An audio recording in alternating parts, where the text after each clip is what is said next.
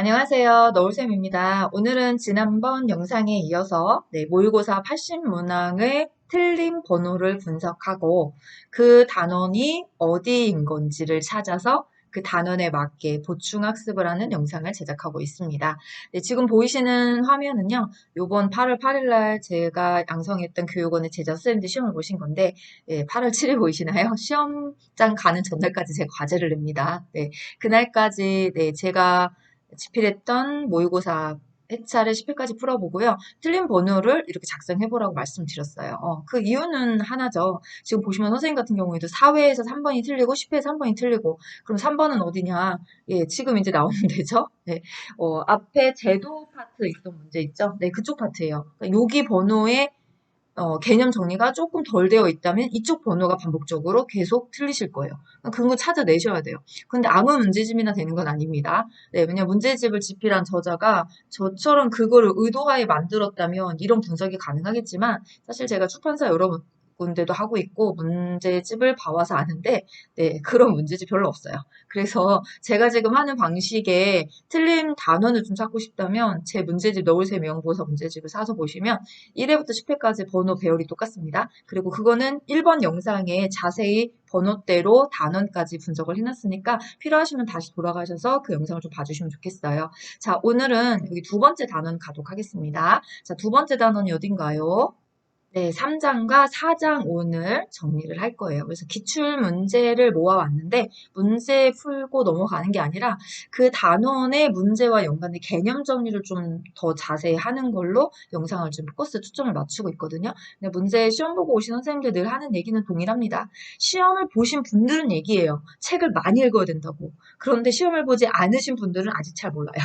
네, 문제만 많이 풀면 된다라고 생각하시거든요. 절대 그렇지 않습니다. 그래서 문제를 푸시면서 이 오답을 시험장에서는 정답이 중요하죠. 그런 지금 우리가 시험이 아니잖아요. 이건 시험을 대비하기 위한 모의고사이잖아요. 이럴 땐 오답이 제일 중요해요. 그래서 해설이 좀 자세히 나와 있고 교재랑 같이 볼 수 있는 그런 영상이 사실은 조금 좋은 거거든요. 저는 그런 취지로 갑니다. 자, 그럼 이제 3장의 문제부터 보도록 하겠습니다.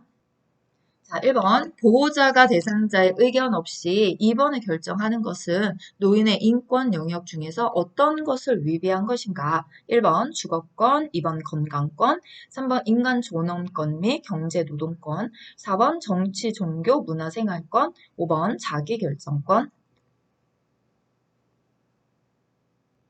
정답은 5번 자기결정권입니다. 중요한 건 여기죠. 대상자 의견 없이라는 말이 중요한 거죠. 자, 이거는 노인의 인권 영역의 항목에서 시험 문제 출제한 거예요. 그럼 노인의 인권 영역이 몇 가지가 있는지 혹시 아실까요? 네, 6가지입니다. 6가지 중에서 오지선 다용이기 때문에 5개를 낸 거고요. 아, 네, 정답, 문제 1번의 정답은 자기결정권입니다. 하고 넘어가는 문제도 있어요. 예, 근데 저는 그렇게 안 해요. 그래서 제 영상이 좀, 설명이 길고 좀 지루하시고 이러면 죄송하지만 다른 데 가세요. 제 거 안 들으셔도 됩니다. 문제 답만 알려주는 유튜버 많으니까 찾아가시고요. 저한테 제 영상을 계속 보실 분들은 이게 지겨워도 참고 듣고 보고 계시는 분. 예, 아, 그래? 만약에 그러면 1번 문제가 정답이 주거권이 되려면 보기에는 뭐가 들어가야 됩니까? 라는 것까지 공부하고 싶으신 분들, 그분들은 제 영상 계속 봐주시면 돼요. 그런 취지로 나갈 거거든요. 그러면 쾌적한 환경에서 편리한 환경에서 서비스 접근이 높은 환경에서 이런 얘기가 나오면 주거권이 답입니다. 그럼 건강권은요? 적절한 재활치료 서비스를 받고 또 적절한 치료와 간호 서비스를 받고 외출의 이동 서비스를 받을 권리 이런 게 나오면 건강권이 답이 되겠죠. 그다음 인간 존엄권 및 경제 노동권은 어떤 인격적인 존중을 받을 권리, 학대받지 않아야 되고 강금 폭행 이런 거 없어야 되고 그런 내용들이 들어가 있어요. 그럼 정치, 종교, 문화는 또 느낌이 나죠? 투표권을 행사하고 비밀 투표의 원칙을 보장받을 권리, 종교 선택과 변경의 자유를 보장받을 권리 이런 내용이 들어가겠어요. 그 다음에 없는 게 이거죠. 교류 소통권. 공동생활을 침해받지 않는 범위 내에서 개인생활의 권리라든지 가족과 교류나 협력에 대한 권리라든지 외부활동 참여에 대한 권리라든지 이런 거 받아야 됩니다. 그럼 교류소통권입니다. 그래서 여기 보기엔 없지만 교재는 있어요. 예, 이 6개 중에서 어떤 문제가 나올지 모르는 거예요. 지금 자기결정권의 문제가 나왔다는 것 뿐이고요. 그래서 제가 아까 말씀드렸잖아요. 정답도 중요하지만 오답이 훨씬 더 중요하다. 네, 시험장에 가서 뭐가 정답이 되는 문제가 출제될지는 그건 시험장 가신 선생님들밖에 모릅니다. 그래서 이렇게 교재랑 페이지 보시면서 같이 문제풀이를 하시는 것이 가장 완벽한 대비를 하는 거예요. 네. 자, 2번입니다. 다음 사례에서 대상자가 보장받아야 할 기본 권리는 저 노인네는 자식들이 자주 오고 여기 직원들한테 먹을 것도 자주 사와. 그래서 그런지 영보호사들 말 한마디를 해도 다른 사람한테 하는 것보다 고분고분해. 1번 차별 및 노인학대를 받지 않을 권리. 2번 시설 정보에 대한 접근성을 보장받을 권리. 3번 존엄한 존재로 대우받을 권리. 4번 스스로 입소를 결정하며 공정한 입소 계약을 할 권리. 5번 안락하고 안전한 생활환경을 제공받을 권리. 네, 정답은 1번입니다. 차별 및 노인학대를 받지 않을 권리. 자, 지금 보시는 이 내용은 시설에 입소한 어르신한테 어떠한 윤리 강령의 원칙을 지켜드려야 됩니까? 라는 문제 출제가 된 거잖아요. 사실 이거 다 이어지는 겁니다. 뭐가 이어지는 거냐면 첫 번째 노인의 인권 영역이 6개가 있었어요. 그 6개 영역을 시설에 입소한 어르신한테 지켜드리려면 어떠한 구체적인 항목을 할 겁니까? 이걸 묻는 거잖아요. 자, 그런 윤리 강령이 네, 몇 개가 있을까요? 한 15개 정도가 있습니다. 네, 그 중에서 이렇게 한 문제를 출제한 거예요. 여기도 문제 유형은 크게 두 가지입니다. 사례의 개념을 네모 안에 넣어놓고 이와 같은 윤리 강령은 어떤 겁니까? 라고 물어보기도 하고요. 또 그 개념, 윤리 강령이 개념을 지키지 못한 사례를 넣어놓고 지금 문제처럼 뭡니까? 라고 이렇게 물어볼 거예요. 두 가지 다 알고 계셔야 되고, 이 15개 중에 한 문제 이상 출제된 적이 없는 것 같아요. 그런데, 그거를 좀 그래도 빨리 맞추시게, 정답을 좀 빨리 찾고 싶으시다면, 제 영상 쇼츠에 윤리강령만 15개 딱 정리해 놓은 게 있어요. 개념, 사례 이런 식으로. 그걸 보시면서 한 번에 정리하셨으면 좋겠거든요. 책을 넘기면서 하루 종일 해도 힘듭니다. 왜? 넘기다 보면 앞에 거 잊어버리고, 넘기다 보면 앞에 거 잊어버리고, 이렇게 되니까 이거는 책을 보는 건 맞는데요. 좀 정리해야 되는 시간이 좀 필요하다고 생각하시면 돼요. 그 정리 시간 제가 유튜브에서 덜어드리고 있으니까 네, 제 걸 보면서 좀 참고하셨으면 좋겠습니다. 자, 여기 내용에 보시면 네, 이제 뭐 먹을 걸 자주 사와. 그래서 잘 들어주고 고분고분해요. 이거는 차별에 대한 이야기죠. 자, 그러면 아까 같은 개념 정리가 되어 계시다면 시설 정보에 대한 접근성을 보장받을 권리. 여긴 뭐가 들어가야 될까요? 카페, 블로그, 메신저 뭐 이런 이야기가 들어가야 되겠죠? 존엄한 존재. 예, 치매 같은 사유로 학대받지 않아야 되고 인권 영역에 대한 교육이 들어가 있어야 되고 스스로 입소를 결정한다. 예, 무조건 결정권에 대한 이야기가 어르신한테 있어야 됩니다. 이런 거 들어가죠. 안락하고 안전한 생활 환경은 다음 문제에서 보겠습니다. 자, 이 문제죠. 3번 다음 내용에 해당되는 시설 대상자의 권리는 소방기구를 정기적으로 점검하며 비상 상황에 대비한 비상 연락 장치인 비상벨 등을 필요한 장소, 생활실, 화장실, 욕실에 사용 가능한 공간에 설치해야 한다. 1번 차별 및 노인학대 받지 않을 권리, 2번 시설 정보에 대한 접근성을 보장받을 권리, 3번 존엄한 존재로 대우받을 권리, 4번 스스로 입소를 결정하며 공정한 입소 계약을 할 권리, 5번 안락하고 안전한 생활 환경을 제공받을 권리. 정답은 5번입니다. 제가 그래서 보기 안 바꿨어요. 네, 지금 1번부터 4번까지가 2번 문제 보기랑 똑같잖아요. 네모 안에 내용만 바뀌고. 문제 유형이 이렇습니다. 네, 그렇기 때문에 이러한 내용들은 어떠한 윤리 강령에 대한 개념입니까? 안락하고 안전 생활 환경이었어요. 제가 아까 안내드린 것처럼 이런 문제를 한번 만나셨을 때 정답은 5번이야. 이렇게 하고 넘어가시는 게 아니라 그럼 혹시 다른 윤리 강령은 뭐가 있을까? 네모 안에 이런 윤리 강령이 답이 되려면 예시는 뭐가 들어가야 될까? 이렇게 교재와 함께 공부하시는 거. 그래서 항상 오답이 중요하다는 이야기를 목이 닳도록 반복합니다. 16년 동안. 네. 자, 이제 4번입니다. 노인학대 유형 A와 사례 B가 올바르게 연결된 것은 1번 자기 방임, 말을 걸지 않고 무시함. 2번 경제적 학대, 침대에 묶어 움직이지 못하게 함. 3번 방임, 생활비 제공을 중단함. 4번 유기, 주거 공간을 제공하지 않고 떠돌게 함. 5번 신체적 학대, 시설에 입소시키고 연락 두절함. 정답은 3번 방임, 생활비 제공을 중단함. 요게 노인학대 유형에 제대로 맞게 들어가 있죠. 지금 보고 계시는 4번 같은 문제는 난이도 상문제입니다. 네, 요양보호사 시험 문제도 상중하로 많이 문제들이 섞여 있어요. 네, 그래서 가나다라 푸는 문제, 그다음 짝짓기, 지금 이게 짝짓기 문제잖아요. AP 상황별로 맞는 이런 게 좀 난이도 상문제예요. 자, 꼼꼼히 잘 알아두시면 뭐 어렵지 않게 풀 수 있는 내용이고요. 말을 걸지 않고 무시한다. 무시해? 기분 나쁘네? 그럼 뭔가요? 정서적 학대겠죠? 네. 그다음 침대에 묵고 움직이지 못하겠다. 신체적인 어떤 학대에 대한 부분이고요. 그다음에 주거 공간을 제공하지 않고 떠들겠다. 방임이죠. 시설에 입소시키고 연락을 두절했다. 네. 이거는 어디에 들어갑니까? 6입니다. 이거 많이 틀려요. 이걸 방임에 갖다 놓으시는 분들이 많은데 아닙니다. 그래서 교재가 필요한 거고요. 개념 정리 한 번만 하시면 돼요.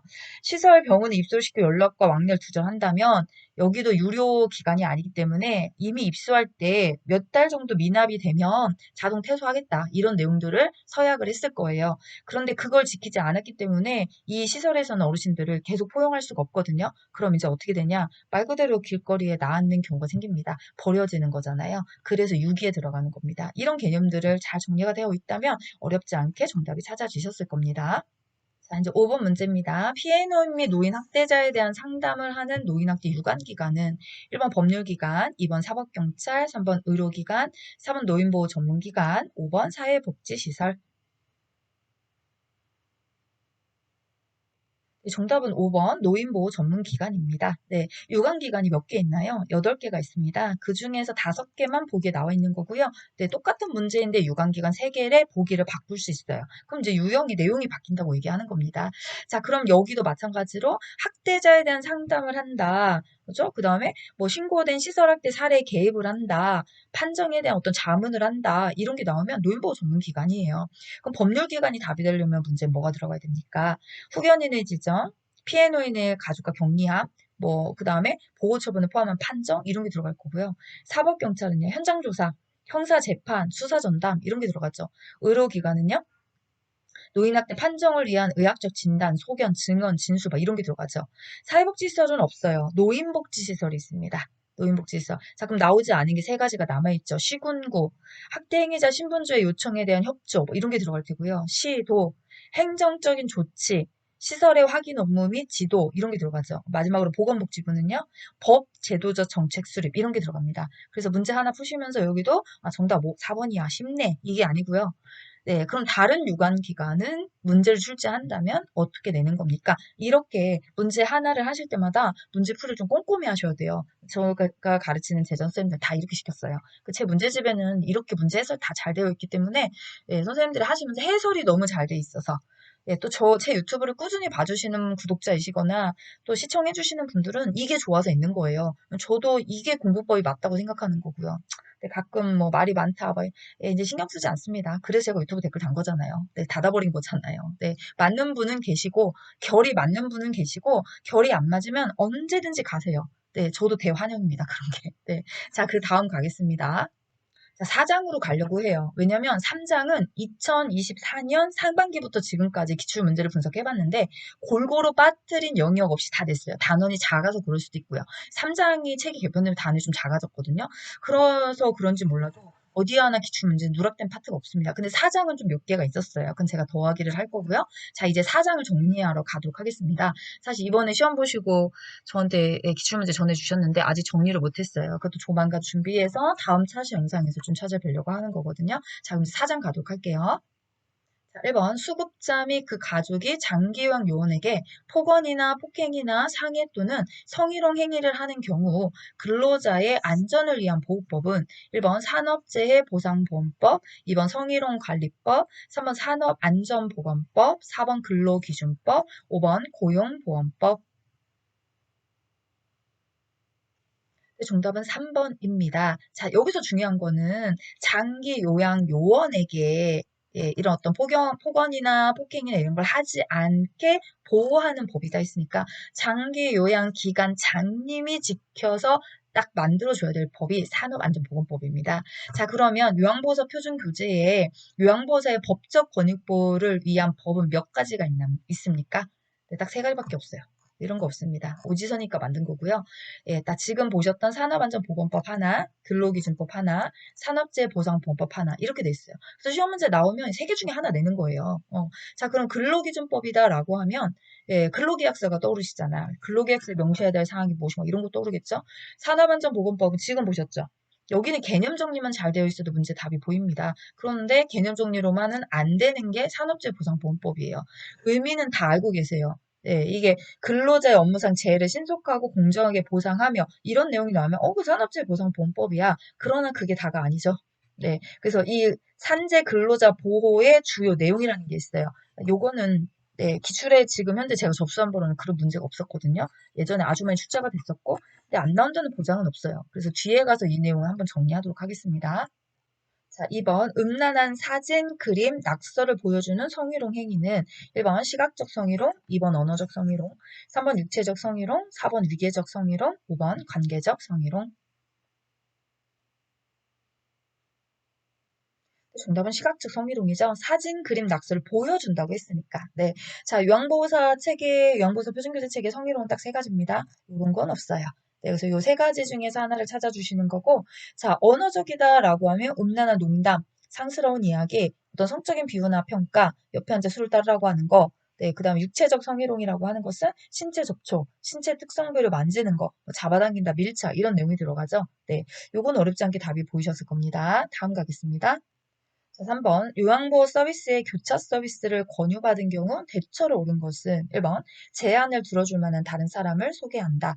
2번 불법 행위이므로 할 수 없다고 말한다. 3번 마찰이 생길 수 있으니 대응하지 않는다. 4번 교차 서비스 방법에 대해 미리 교육한다. 5번 의견을 물어보고 자세히 알려주겠다고 한다.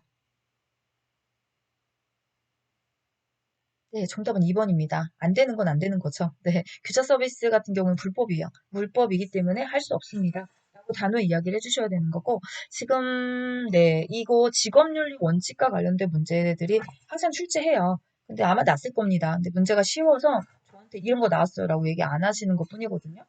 근데 지금 제가 갖고 온 문제는 윤리의 원칙을 준수하는데 가끔 교재에 보면 지켜지지 못한 문제 사례들이 있어요. 그런 내용도 뭐 부정수, 가족요양보호사 부정수급이라든지, 그죠? 복중고 유인 알선이라든지, 본인 부담금 면제 강요라든지, 이런 문제도 계속 출제가 되고 있으니까 그 문제 사례에 대한 정확한 대처 방법을 알고 계시면 네, 어렵지 않게 답이 보이셨을 겁니다. 자, 4번. 양측의 손등을 맞대고 미는 동작을 1분 정도 했을 때 손저림이 심해지는 근골격계 질환은 1번 어깨 통증, 2번 팔꿈치 외측 상과염, 3번 골관절염, 4번 수근관 증후군, 5번 요통. 정답은 수근관 증후군입니다. 양측 손등을 맞대고 민다. 팔렌 검사죠. 네, 수근관 증후군의 자가진단법이고요. 어렵지 않게 답이 보이셨을 겁니다.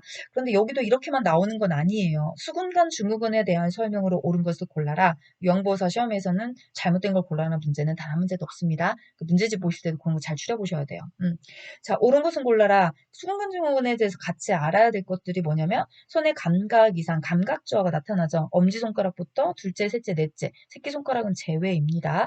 자, 손목을 손바닥 방향으로 힘을 줘서 굽힐 때 악화가 되는 거고요. 엄지손가락의 운동기능 장애가 자주 생겨요. 그래서 물건을 떨어뜨리거나 젓가락질할 때 어려움을 많이 느낍니다.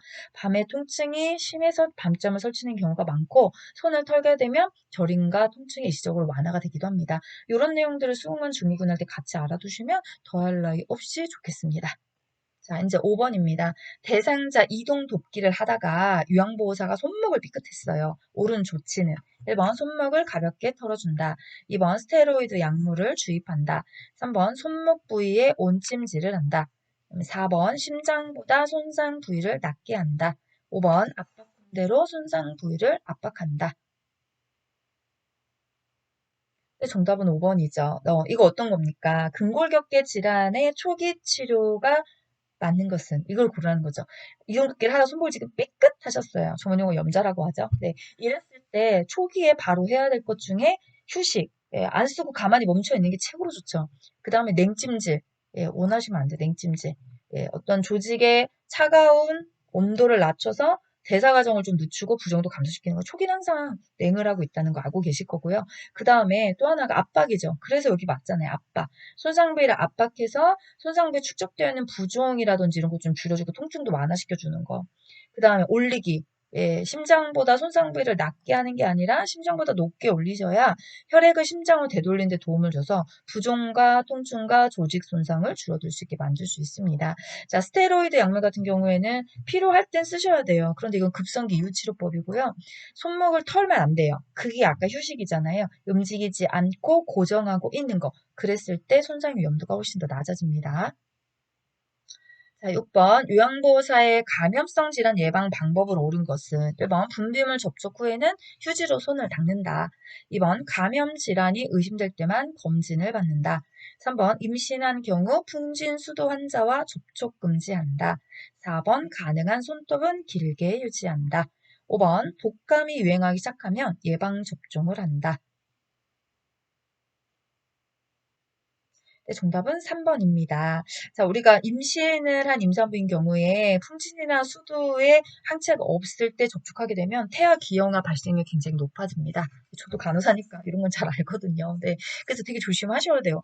아이고, 요양보호사가 임신. 아니, 요즘은 요양보호사 나이대가 없습니다. 네, 젊은 분도 많이 하세요. 임신, 그리고 또 임신을 또 늦게 하시잖아. 그러니까, 아이고, 내 얘기가 아니요. 이렇게 들으시면 안 되고, 네, 정말 중요한 내용 중에 하나예요. 그 다음에 분비물 접촉을 하셨다면 휴지로 손을 닦는 게 아니라 세정제와 물로 깨끗이 씻어주셔야 되고 감염 질환이 의심될 때만 검진을 받진 않잖아요. 정기적인 검진을 진행하고 있는 거고요. 네, 자, 그 다음에 손톱은 짧게 깎아주셔야 손톱 밑에 세균으로부터 감염되는 걸 막아낼 수 있고요. 독감의 예방접종 유행하기 전에 독감 권장 시기에 맞춰서 접종을 해주셔야 합니다.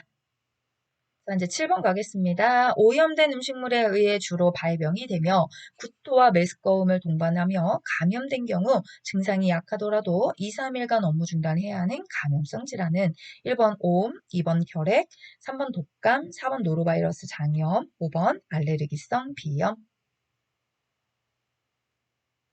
네, 노로바이러스 장염이죠. 네, 어렵지 않게 답이 보이셨을 거고요. 자, 우리 책의 요양보호사 표준교재에 요양보호사 감염 예방이다라고 해서 예, 감염성 질환명이 있잖아요. 결핵, 독감, 인플루엔자, 노로바이러스 장염, 오음, 어린이 5가지 있습니다. 그 중에서 하나가 시험 문제 출제를 하는 거예요. 그래서 여기에서 묻는 문제는 노로바이러스 장염이었고 뭐가 나올지는 잘 모르겠습니다. 독감 인플루엔자가 나올 수도 있고, 네, 오이 나올 수도 있고, 모르니가 나올 수도 있어요. 네, 그런데 요 문제 자체로는 이제 노로바이러스 장염이었다. 그래서 문제의 노로바이러스 장염에 대해서 알아둬야 할 내용은 사실 문제에 다 있다고 생각을 하거든요. 그게 어떤 거냐? 여기는 나와 있는 오염된 음식. 예, 그래서 오염된 물로 세척한 거, 그다음 주로 익히지 않은 굴과 해산물, 염소 소독되지 않은 물, 뭐 이런 거, 그쵸? 그다음 2, 3일간 업무 중단, 회복을 하고 나서도 음식 조리 중단, 이런 게 사실은 노로바이러스 장염이 제일 중요한 거잖아요. 근데 문제에 중요한 내용이 다 있었어요. 네, 그래서 어떤 질환이 나올지는 모르겠지만 이런 개념 정리를 한 번씩 해두고 가시는 거, 이런 건 아예 없습니다. 저도 교육원에서 항상 수업할 때 뭐라고 얘기하냐면 저는 질환을 나갈 때는 질환 명칭을 먼저 익힌 다음에 질환 설명을 해요. 왜냐면 교재에 없는 보기는 시험에 답이 될 확률이 없습니다. 그러나 보건복지부 자체가 문제를 출제할 때는, 저 구시원 출제할 때는 보건복지부 소속이잖아요. 그래서 의학에 관한 들어보지 교재에 없는 질환을 갖다 설명해요. 이것도 아유 감사합니다 이렇게 나온다면 사지선을 풀라고 하는 얘기였군요. 이렇게 받아들이셔야 되거든요. 이거 뭐야 비염이 뭐야 이렇게 궁금해하시면 안 돼요. 아예 없는 겁니다. 표준 교재에. 자, 이제 이 4장에서 출제 기록에는 없는데 알아둬야 할 문제가 있어요. 아까 제가 3장은 기출도 골고루 다 파트별로 나왔다고 했잖아요. 그런데 지금 4장을 정리하다 보니까 일단은 제가 뭐 상반기 거 몇 개만 정리해서 그런지는 모르겠지만 또는 모든 시험 보신 선생님들의 이야기를 다 듣고 제가 기출문제를 만든 건 아니잖아요. 비공개이기 때문에. 그러나 제가 지금까지 1, 2, 3, 4탄을 정리하면서 이것도 시험 문제 나는 건데 왜 안 냈지? 이렇게 하는 문제가 있어요. 많진 않아요. 2개 정도만 갖고 왔거든요. 같이 볼게요. 이런 문제입니다. 다음 상황에서 요양보호사가 침해받은 권리는 침해 대상자를 돌보느라 휴식 시간 없이 일을 하고 퇴근 시간 이후에도 수당 없이 초과 근무를 하였다. 1번 평등권, 2번 노동권, 3번 자유권, 4번 참정권, 5번 교육권. 정답은 2번입니다. 휴식 시간 없이 일을 하고 퇴근 후에 수당도 초과 수당도 없이 예, 이게 추가 수당도 없이 초과 근무를 하고 노동권이 지금 위배되는 거죠. 자, 앞에서 문제 푸셨던 거 혹시 기억나십니까? 지금 우리가 2장이 뭡니까? 3장은 노인의 인권에 대한 설명이고요. 4장은 요양보호사 인권에 대한 내용이잖아요. 시작이 똑같아요. 노인의 인권 영역 6개, 그 다음 요양보호사 인권 영역 얘는 3개로 시작합니다. 예, 그 내용 중에 하나가 이런 내용이고요. 표준교재의 116페이지에 가면 평등권, 노동권, 자유권 없습니다. 예, 그래서 오지선이라고 풀면 안 돼요. 아, 삼지선이네. 이렇게 하고 가셔야 되거든요. 개념 정리가 되어 있다면 예, 이런 거에 고민할 이유가 없는 거죠. 그러면 만약에 평등권이 답이 되려면 뭐가 들어가야 됩니까? 고용 형태, 연령, 성별, 학력, 출신 지역, 종교, 처벌받지 않아야 된다. 이런 내용이 들어가는 거고요. 자유권은 의견과 표현을 자유롭게 할 권리가 있고 양심이나 종교의 자유를 누릴 권리도 있고 자신의 어떤 안전, 신체 안전에 대한 권리 보장도 되어 있어야 되고 이런 내용들이 들어가 있다면 그건 자유권에 해당이 되는 내용입니다. 그래서 이것도 2023년 이전에도 출제를 굉장히 많이 했었어요. 그러니까 좀 같이 알아두시면 좋을 것 같고요. 자, 이제 마지막입니다. 자, 9번 산업재보상보험법이 설명으로 옳은 것은 보상보험법의 설명, 의죠? 이가 아니라 네. 자, 1번 보험급여는 채권자가 압류할 수 있다. 2번 사업주가 보험료를 꼭 납입해야 지급받을 수 있다. 3번 보험급여를 받을 권리는 1년이다. 4번 산업재 인정을 받았다는 이유로 해고할 수 없다. 5번 근무 중 본인의 실수로 인한 사고는 보장받을 수 없다. 네, 정답은 4번입니다. 제가 아까 세 가지가 있다고 그랬어요. 근로기준법, 산업안전보건법, 산업재해보상보험법. 그런데 이런 개념을 설명하는 시험 문제뿐만 아니라 산업재해보상보험법은 산재 근로자 보호 주요 내용. 그게 지금 9번 문제입니다. 이것도 잘 알아두셔야죠. 그래서 1번 같은 경우에 채권자가 압류할 수 없어요. 압류, 그 다음에 양도 채권자 건드릴 수 없다. 명확하셔야 되고 그 다음에 사업주가 보험료를 납입해야 지급할 수 있다. 아니요. 그냥 1인 사업장이면 자동 가입이 됩니다. 납입하지 않으셔도 돼요. 나중에 내시면 되니까. 그 다음 보험급여를 받을 권리는 급여 내용에 따라 차등이 있지만 3년에서 5년 정도 유효합니다. 그 다음에 지금 4번은 맞고요. 5번도 본인의 실수여도 근무 중에 네, 발생하는 모든 재해들은 다 보상보험으로 적용이 되는 거죠. 그럼 또 추가적으로 알아야 될 게 뭐냐면 산재로 요양 중에 퇴직하거나 사업장이 부도 폐업해서 없어진 경우에도 재유형이나 휴업급여나 장애급여 지급에는 지장받지 않습니다. 또 산재를 당했다는 이유로 해고할 수 없죠. 해고를 하더라도 요양이 끝나고 30일 이내에 해고 조건이 정리해고의 요건이 좀 충족돼야지만 가능한 일이고요. 그 다음에 조세나 기타 공과금 부과가 문제돼서 세금은 떼지 않습니다. 이런 내용까지 산업재보상보험법의 주요 내용, 보호자 주요 내용까지 이해를 한다면 그럼 어떤 문제가 나와도 문제없이 잘 풀어내실 거예요. 자, 이렇게 3장, 4장의 내용을 정리해봤다고 생각하시면 됩니다. 제가 정리했던 문제가 여기서 다 나온다는 보장은 없습니다. 늘 말씀드리듯이 요양보호사 시험 비공개로 돌아가고 있고요. 지금 제가 빠진 영역이 하나 있어요. 이게 어떤 거냐면 152페이지에 가보시면 요양보호사 직무 스트레스와 관련된 거 신설 파트예요. 글쎄요. 이제 하반기로 가면 어떨지 모르겠지만 사실 하반기로 가도 의미가 없어요. 지금 요양보호사 표준교재가 개정이 되어 있는 상태고요. 제가 10월 달부터 개정된 내용으로 개념 정리를 15장을 다시 다 올릴 예정이거든요. 그래서 요런 문제로 시험 공부를 하시는 분들은 딱 이번 달 9월 달까지가 다예요. 지금 벌써 8월이잖아요. 요번 달에 개강하셔서 10월 달이나 요때 이제까지 하시는 분들에 한해서만 이 영상이 유효한 거고요. 지금 내년 시험 보시는 분들, 내년에 1월 시험 없습니다. 2월부터 시험이 실시되기 때문에 10월 말에서 11월에 교육원에 수강하시는 분들은 전부 다 내년 2월 시험을 봐요. 개정된 책으로 합니다. 이거 다 틀려요. 또 페이지가 싹 다. 그러니까 지금 8월, 9월에 보시는 분들을 위해서 지금 영상을 제작한 거고요. 어디까지 갈지는 모르겠어요. 저도 지금 개인적으로 전 유튜버가 아니기 때문에 본업이 따로 있거든요. 외부 강의, 수강 이런 것 때문에. 그래서 빨리빨리 준비를 못 하는 건데 할 수 있는 한도까지는 또 해보려고 합니다. 네. 왜냐면 제 제자 선생님들도 아직 남아있기 때문에 이번에 시험을 보셔야 되는 분들이. 자, 그럼 이제 여기까지 정리하고요. 너울쌤은 다음 시험 보셨던 분들의 기출문제, 그 다음에 5장 이렇게 준비해서 다음 영상에서 뵙도록 하겠습니다. 자, 제 영상 끝까지 시청해주신 선생님들 너무너무 감사하고요. 항상 책 옆에다 놓으시고 오답을 집중을 하시면서 공부하셨으면 좋겠습니다. 자, 감사합니다.